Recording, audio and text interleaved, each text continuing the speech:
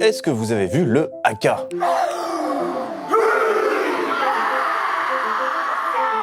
Non, pas ce haka-là, celui-ci.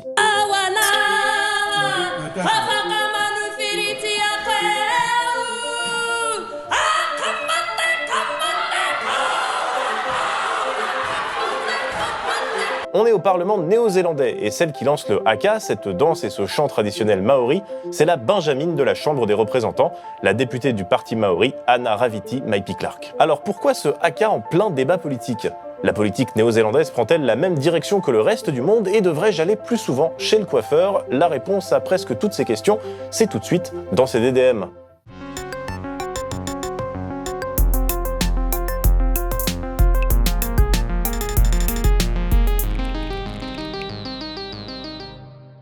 La Nouvelle-Zélande, comme disait Chirac... Je dis c'est loin mais c'est beau. Hein. Je disais c'est loin mais c'est beau. Hein. En effet, l'archipel de seulement 5 300 000 habitants est le pays au monde le plus éloigné géographiquement de la France métropolitaine. Donc autant vous dire qu'on ne suit pas trop ce qui s'y passe, et en général on ne connaît le pays que pour les kiwis, le tournage du Seigneur des Anneaux et le Rainbow Warrior. On avait fait une vidéo là-dessus avec Maudit, je crois. Mais il y a quelques années, ce petit pays a un peu fait parler de lui grâce à une personnalité politique, Jacinda Ardern.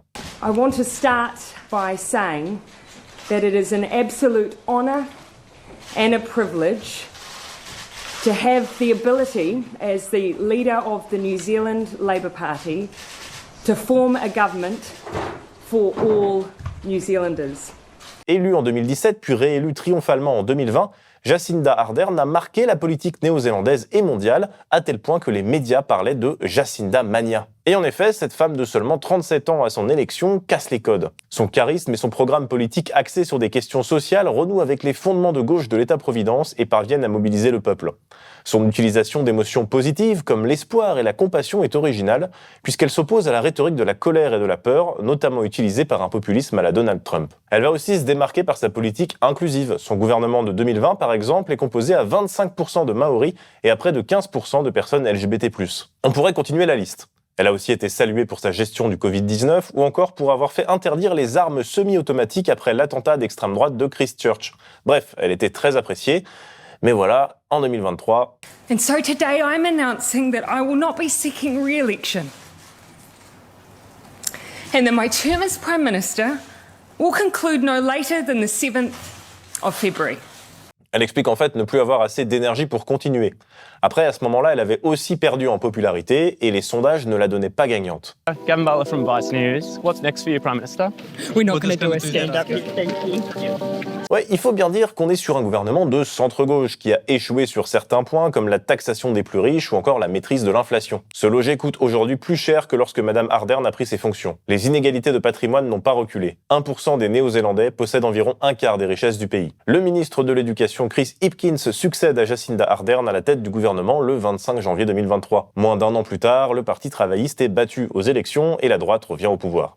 Thank you, New Zealand, because from all over your country, this great country, you have reached for hope and you have voted for change.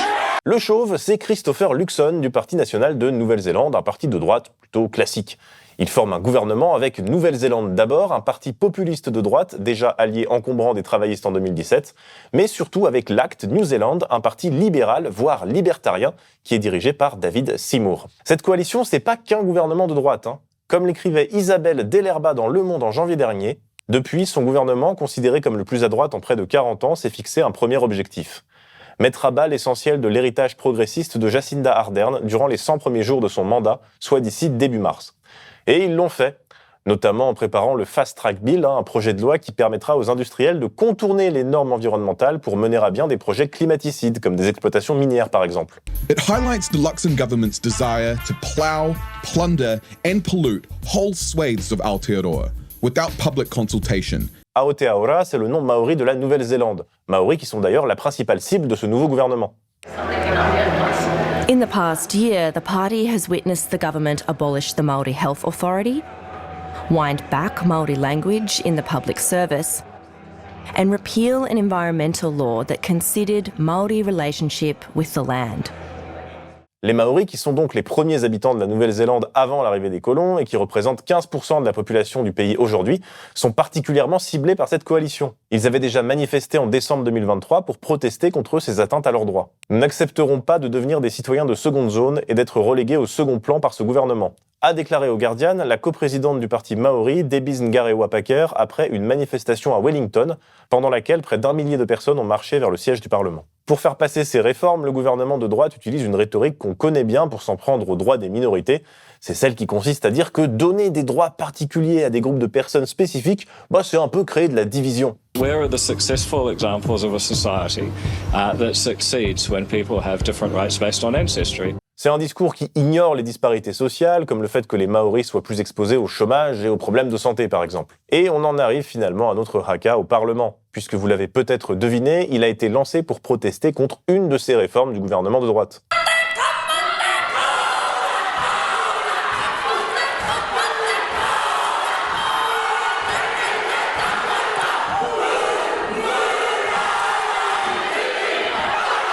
Vous pouvez voir sur les images que Anna Raviti Maipi-Clark déchire une feuille. Il s'agit en fait d'un projet de loi du parti ACT, les libertariens, pour réinterpréter le traité fondateur du pays, le traité de Waitangi. Le traité de Waitangi, en fait, il a été signé entre la plupart des chefs maoris et la couronne d'Angleterre. C'était lorsque la Nouvelle-Zélande est devenue une colonie britannique en 1840. Ce document, même s'il n'est pas légalement contraignant, il est d'une importance capitale pour le pays. Et la date de sa signature, le 6 février, encore aujourd'hui, c'est la fête nationale néo-zélandaise. Le traité, il n'a que 3 articles. Un premier qui reconnaît la souveraineté du Royaume-Uni sur l'archipel, un deuxième qui garantit aux chefs maoris le maintien de leur pouvoir et de leurs terres, et un troisième qui garantit l'égalité des droits entre Maoris et Britanniques. Alors, autant vous dire que ça n'a pas toujours été respecté, notamment par les colons. Tout le monde tombe de sa chaise, là, normalement. Je suis choqué. Mais aujourd'hui, ce traité sert de base aux politiques de soutien aux Maoris, tout en étant très controversé, vu qu'il en existe plusieurs interprétations. En plus, il y a une version en maori et une autre en anglais qui disent pas exactement la même chose, mais bref. En janvier dernier, un document a fuité dans le média One News, un document qui dévoilait le contenu de la réforme voulue par ACT. The New Zealand government has the right to govern all New Zealanders, will honour all New Zealanders in the chieftainship of their land and all their property, and all New Zealanders are equal under the law with the same rights and duties. C'est ce texte, dans une version remaniée, qui était présenté à l'Assemblée néo-zélandaise. Et les Maoris craignent que leurs droits spécifiques soient effacés par cette nouvelle interprétation. Les détracteurs du projet, parmi lesquels certains des plus éminents juristes du pays, y voient une tentative de priver les 900 000 membres de la minorité maori de droits acquis de longue date et d'envenimer les relations interraciales. Le seul fait d'avoir formulé une telle proposition menace de diviser la Nouvelle-Zélande d'une façon que je n'ai jamais vue dans ma vie d'adulte, a affirmé l'ancienne première ministre conservatrice Jenny Shipley, 72 ans. Pour justifier cette réforme explosive, le chef du parti ACT, David Seymour, qui porte le texte, emploie toujours la même rhétorique. Mon projet de loi sur les principes du traité dit que, moi comme tous les autres, que nos ancêtres soient arrivés ici il y a 1 millier d'années, comme ce fut le cas de certains des miens, ou qu'ils viennent juste de descendre de l'avion à l'aéroport international d'Auckland pour commencer leur aventure comme néo-zélandais, ont les mêmes droits et la même dignité. Derrière ce discours en apparence tolérant et égalitariste, Seymour explique en réalité qu'il faut gommer les droits particuliers du peuple indigène de Nouvelle-Zélande, des droits acquis de haute lutte. Et la réaction des Maoris ne s'est évidemment pas fait attendre, avec un impressionnant cortège de 35 000 personnes à Wellington le 19 novembre dernier.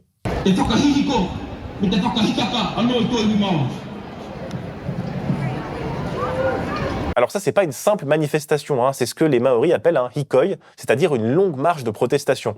Celle-ci a duré 9 jours sur 450 km, et ça dit quelque chose de leur détermination.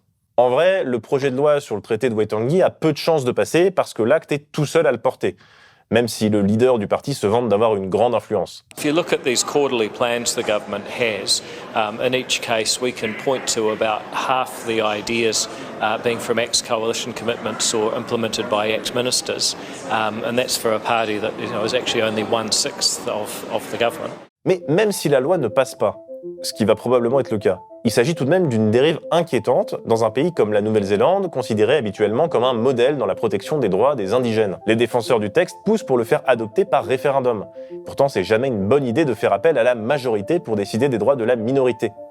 En témoigne l'échec du référendum sur les droits des aborigènes en Australie en octobre dernier. Et en Nouvelle-Zélande, même si cette révision du traité de Waitangi ne se concrétise pas, la coalition au pouvoir elle a déjà bien affaibli les droits des Maoris et leur implication dans la prise de décision politique. Et en plus, ils mènent une politique anti-écologique et ultralibérale. Et c'est donc un pays de plus à ajouter à la liste où la droite est de plus en plus radicale. Et n'oubliez pas, si l'actualité nationale c'est déprimant, l'international sera le genre humain.